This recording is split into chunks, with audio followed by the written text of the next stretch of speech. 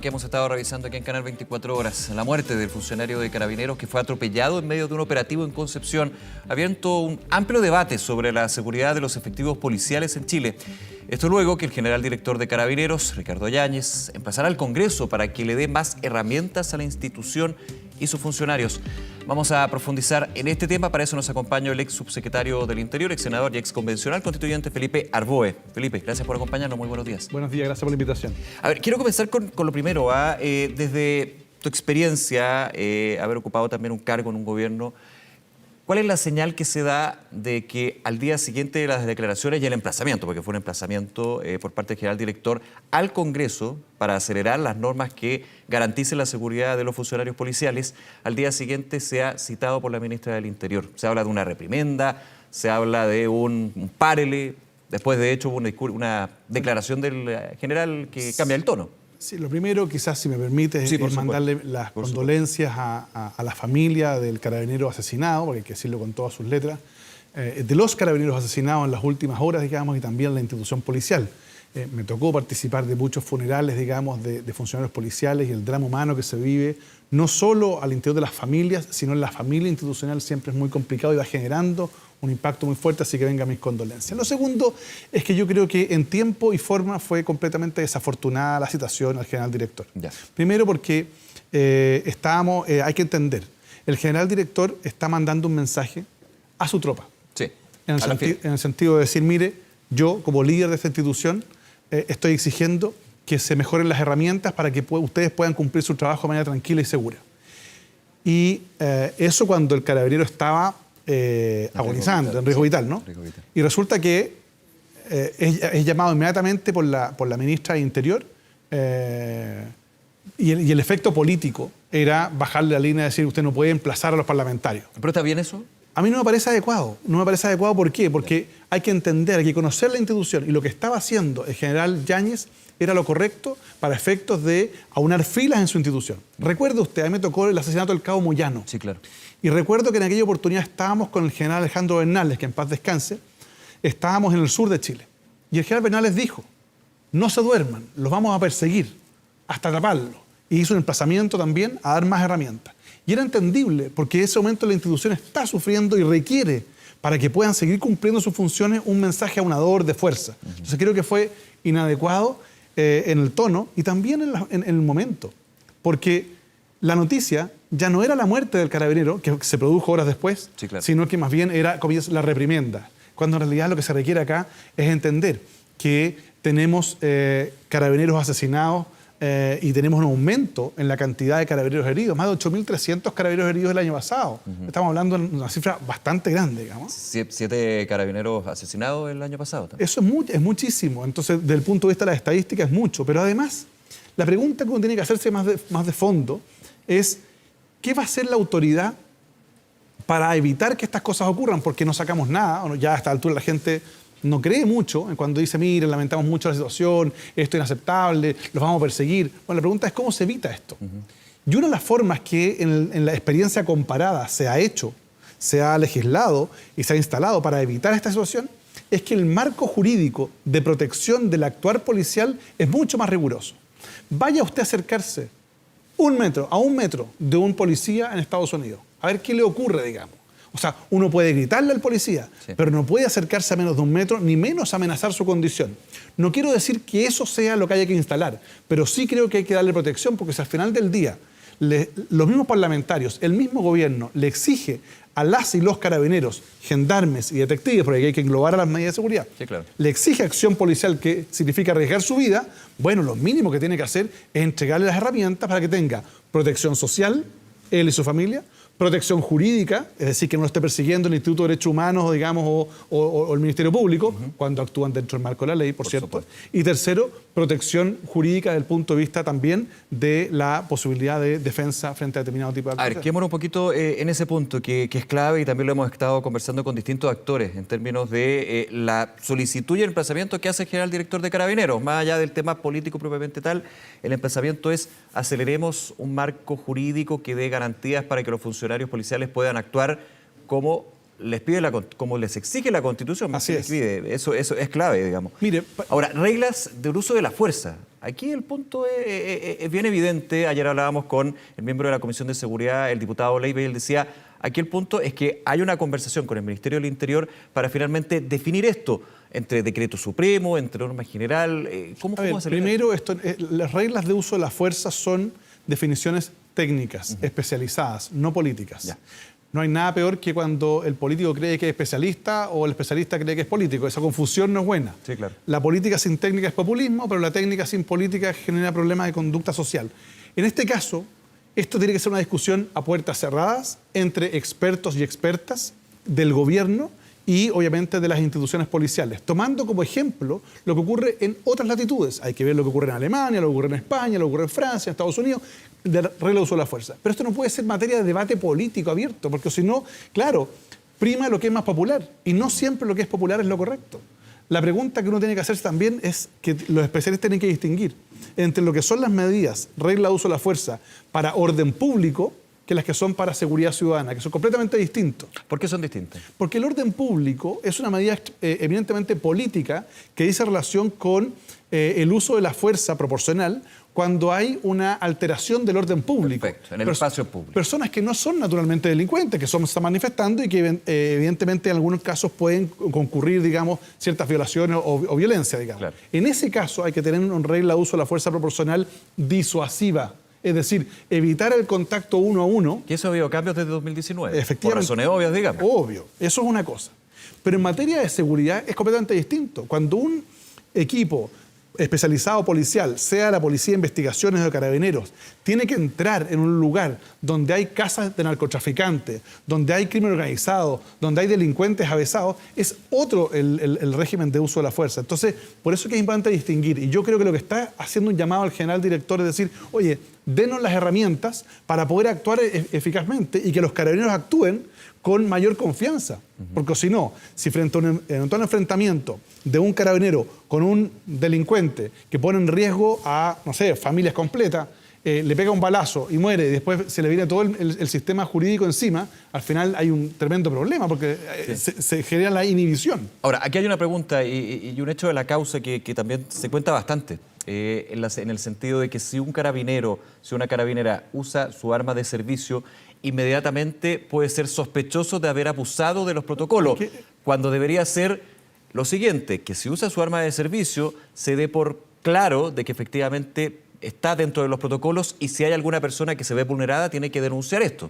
Ese es un cambio también a nivel jurídico, ¿no? Bueno, es un cambio, pero también es un cambio fundamental en materia de orden público. Ya. Cuando uno ve un grupo de carabineros o carabineras que están encerrados por grupos de violentistas, no son manifestantes, violentistas que les tiran bombas incendiarias, que les están disparando, que les están tirando piedra, la pregunta es, ¿puede usarse el arma de fuego? Evidentemente, como elemento disuasivo probablemente, sí, pero como elemento disuasivo, no al cuerpo. Claro. Pero ahí también se requiere la adopción de tecnología. ¿Por qué, por ejemplo, no se instala la posibilidad y se autoriza la posibilidad de utilizar mecanismos como los inmovilizadores electrónicos u otros? Los tasers. Los tasers, que son utilizados en muchos lugares, que evitan que la medida disuasiva sea el uso del arma de fuego.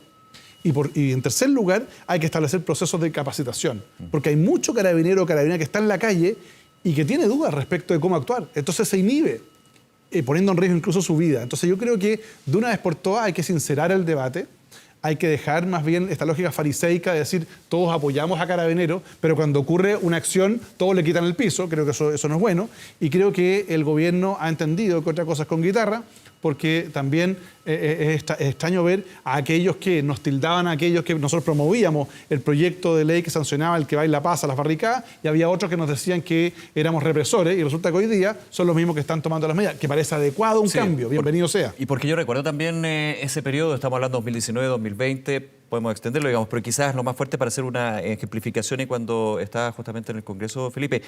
Y aquí se hablaba y se hacía una división que es bien absurda en su minuto ahí y en su minuto hoy. El que apoya a Carabineros es de derecha, sí, el que no es de izquierda. Peor, no es que es facho, no, que dice claro, relación con el fascismo. Sí, claro. Oye, perdóname, Y resulta que, a riesgo de ser impopular, yo voté a favor de esos proyectos y voté a favor de la ley de inteligencia y voté a favor de la infraestructura crítica, que tanto, valga la redundancia, criticaban en aquella oportunidad y que hoy día el gobierno la promueve. Entonces, me parece bien un cambio, pero creo que es importante que ese cambio sea permanente y que se diga, si tenemos en democracia que defender la seguridad, que es un elemento fundamental, bueno, hay que hacerlo con las herramientas adecuadas. Y hoy día creo yo que faltan herramientas. En materia de seguridad privada, el proyecto de seguridad privada lleva más de 10 o 12 años en el Congreso. Usted debiera sacar a Carabineros, por ejemplo, de la fiscalización en materia de seguridad privada o del tema de regulación. Una superintendencia. Es una industria que mueve hoy día más de 200 millones de dólares, más de 200.000 empleos. Entonces uno dice, a ver, ¿cómo podemos cooperar público-privado? Y en seguridad privada hay que decirlo, hay diferencias con respecto a lo que puede ser la seguridad privada de un evento masivo a la seguridad privada de un banco o transporte de valores, por ejemplo. De hecho, la ley distingue entre guardias de seguridad y vigilantes. Claro. Entonces, claro, cuando se le exige a ciertas instituciones tener más guardias de seguridad, yo digo, a ver, hoy día la dotación de guardias que hay en Chile es mayor, y vigilantes sumados, es mayor que la cantidad de carabineros e investigaciones juntos. El punto está que no hay una conversación porque no hay una preparación adecuada. Hoy día hay empresas que capacitan guardias en 24 horas. Sí. Si usted tuviera una ¿Esto pasa con el debate de delito en centros comerciales, por ejemplo? Por ejemplo. Un ejemplo, un indicador. Y ahí, claro, ahí se exige de pronto mayor presencia de guardias. Y claro, tienen muchos guardias. La pregunta es, ¿cómo se realizan acciones desde el mundo público para fortalecer esa cooperación público-privada? No se trata de privatizar la seguridad, se trata de entender que no se le puede encargar a una institución que fiscalice fronteras, drogas, tránsito, las quemas agrícolas, la ley de cinematografía, el orden público y la seguridad ciudadana. Eso no se puede, se le está pidiendo demasiado. Vamos a tener que hacer una discusión probablemente fuera de la caja. Es decir, no podemos seguir haciendo lo mismo porque los resultados van a ser igual de malos. Aquí hay que innovar en esta materia. Ahora, yo en un tema de fondo aquí, no sé si será el concepto a tu juicio, Felipe, pero aletargada, dilatada, reforma a las policías, reforma a Carabineros, que en algún minuto se discutía como refundación de Carabineros. Finalmente, los distintos sectores dijeron, nunca hablamos de refundación, hablamos de reforma. Mira, nosotros eso como que está súper enero del 2020, yo presidía la Comisión de Seguridad del Senado y le entregamos al presidente Piñera en esa oportunidad una propuesta, la propuesta más ambiciosa que se ha hecho nunca en Chile en materia de reforma policial, que congregamos a expertos y expertas desde el Frente Amplio, estaba Lucía Damer, por ejemplo, hasta el senador Kenneth Pugh, para ponerlo, digamos, en las dos puntas. Transversales. Claro, y en ese momento estaba Pablo Vidal integrando y el Frente Amplio pidió que se retirara de la comisión, imagínate. Pero le entregamos una propuesta de reforma que implicaba modificaciones en materia de formación, en materia de preparación, también en materia de uso de la fuerza, en conjunto de materia. Bueno, y de eso poco. Entonces, porque uno no puede tener una policía con una regla de 1980 para enfrentar los actuales desafíos. El gobierno, y específicamente el Ministerio de Interior, reactivó una mesa de diálogo para una eventual reforma de Carabineros. Sí, muchos desde afuera dicen, bueno, volvemos nuevamente a los diagnósticos. Lo que pasa es que al final la gente dice, ¿hasta cuándo mesas de diálogo? ¿Hasta cuándo comisiones? Si los diagnósticos están claros y categóricos. Ahí están los diagnósticos. Tomen acción. Vayan y pasen del think tank, digamos, al do tank, a hacer la pega. Y creo que se requiere una reforma muy importante, que tiene que ver, insisto, una reforma con las policías. Tenemos que pensar, ¿vamos a seguir teniendo 2 policías que dupliquen en materia investigativa? O sea, yo inmediatamente diría, ¿sabe qué? Investigaciones Carabineros. Hagamos que la policía para el Ministerio Público de Investigación sea la policía de investigaciones y dejemos a Carabineros en el rol preventivo. Principalmente, la gente quiere ver más Carabineros en la calle, prevenir, evitar que se ocurran los hechos. Eso significa una decisión de 20 años. Por comentar la dotación de la policía de investigación hay que multiplicarla por 4. Y como estudian 4 años, sí, claro, son cerca de 16 años. Lo que quiero decir es que hay que tomar definiciones de Estado, no de gobierno. Yo creo que ahí hay un pecado hoy día de origen, porque más bien se están apagando incendios, pero no se están enfrentando los temas de fondo en materia de seguridad. Ahora, hago un punto acá, un paréntesis, aprovechando también tu experiencia, Felipe, en lo que fue el primer proceso constituyente. También se habló durante la Convención Constitucional de las fuerzas de orden, sí, las Fuerzas Armadas y las fuerzas de orden, en este caso las policías.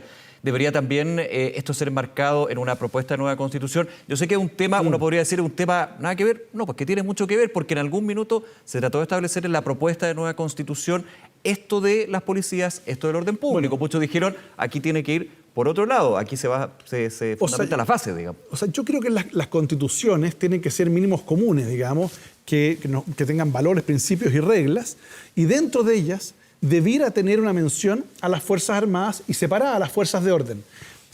Acá hay una discusión que se va a dar hoy día, hoy se va a votar. Si tiene que haber un capítulo aparte o no. Yo no soy partidario de que tengan un capítulo aparte. Si tiene que estar incorporado en Estado o no, digamos, por el gobierno, por el estar lo que es subordinado. La subordinación. Yo creo, como fue la tradición constitucional chilena, que las Fuerzas Armadas debieran estar dentro del capítulo gobierno, al igual que las fuerzas de orden. Pero esos artículos los separaría. Es decir, pondría en un lado las Fuerzas Armadas y en otro las fuerzas de orden con carrera de investigaciones. ¿Por qué? Porque la mención constitucional permite ciertos niveles de autonomía, no de independencia, para que no se malinterprete, pero dentro del gobierno. Y eso me parece relevante porque al final del día, el encargado de la seguridad, tal como dice, por ejemplo, la ley del Ministerio de Seguridad, es el presidente de la República. Claro. Eso se vio, por ejemplo, ayer, con la citación de la ministra del Interior al general director de Carabineros. Efectivamente. Ahora, claro, probablemente podría haber ejemplos mejores, en el sentido de cuando la ministra o el ministro del Interior convoca, digamos, al Consejo Nacional de Seguridad. No me refiero al Consejo de Seguridad Nacional, cuando se evalúa semanalmente los estados de excepción, por ejemplo. Por ejemplo, o cuando hay el Consejo de Seguridad Pública. Y eso es importante porque al final del día, Carabineros puede tener una estrategia, la PDI puede tener otra. Pero resulta que todas tienen que responder a una sola estrategia nacional, que es la Estrategia Nacional de Seguridad del país, del Estado de Chile. Entonces, ahí es donde yo creo que debería estar subsumido. Pero la discusión del marco regulatorio general no obsta a que el Congreso, por ejemplo, despache proyectos del marco de protección a las policías, que es lo que hoy día está pidiendo el general director. Hay un proyecto del 2019, otro del 2020 y otro del 2021. De hecho, el último de la administración 2 del presidente Piñera. Claro, sí. Pero quedó ahí, digamos. Bueno, es que más allá de quién proponga el proyecto, sí que probablemente lo que la gente reclama es que más se mira a los autores del proyecto que el contenido mismo. Y eso fue uno de los pecados que tuvo la Convención 1, por ejemplo, que cualquier cosa que proponía alguien de derecha, o yo, digamos, era rechazado inmediatamente porque había una mayoría maximalista, ñuñoína, irresponsable, que rechazaba todo lo que venía de allá. No el fondo, sino el autor. Pero el punto es aquí, ¿cómo se concentra en el contenido? Y si tenemos un hecho de la causa, es que tenemos más homicidios de policía, tenemos más policías heridos.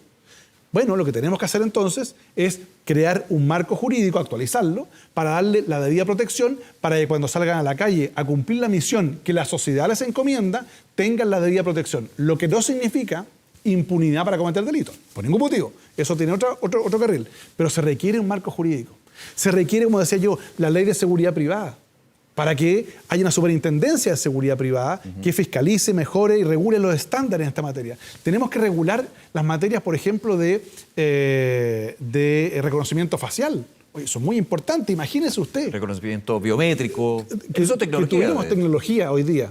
Tenemos tecnología, está disponible. La pregunta es, ¿cómo se hace ese marco regulatorio? ¿Cómo se actualiza para que brindemos mejor nivel de seguridad? Sin seguridad no hay desarrollo y sin seguridad no hay libertad. Déjame quedarme un segundo ahí. En temas de seguridad y tecnología siempre hay una piedra de tope, por razones obvias, y yo personalmente creo que bien que así sea, en la discusión en términos de la información personal, en ese sentido. Esto es un tema que hemos trabajado mucho, y hago clases sobre protección de datos, hemos trabajado mucho en estas materias, y cuando hay un interés legítimo, en este caso el tema de la seguridad, uno puede establecer medidas que tiendan a determinado tipo de registros, siempre y cuando la finalidad de ese registro sea únicamente la seguridad. Si eso se lo empiezan a pasar a los medios de comunicación, como de repente aparecen las imágenes en las cámaras de televisión, eso ya está vulnerando la norma internacional, el GDPR, que es la norma europea en esta materia. Entonces creo que uno puede avanzar en esto. Así lo reguló Estados Unidos, así lo reguló Brasil, recientemente Japón. O sea, hay marcos regulatorios. Chile puede hacerlo. El punto está que si el objetivo es brindar más seguridad, creo que hay que hacer modificaciones operativas, modificaciones institucionales, modificaciones tecnológicas. Porque también no olvidemos que, por un lado, Chile se ha latinoamericanizado desde el punto de vista del delito, y hoy día tenemos fenómenos delictuales más de Centroamérica que de Inglaterra o de España. Claro. Pero en segundo lugar también, Chile está en unos rankings más altos de ciberdelitos. Y por tanto, ahí también se requiere un marco regulatorio moderno, ágil, para enfrentar ese nuevo fenómeno criminal. Felipe Arbóez, muchísimas gracias nuevamente por acompañarnos. Gracias por la invitación. Muy buenos días. Buenos días. Vamos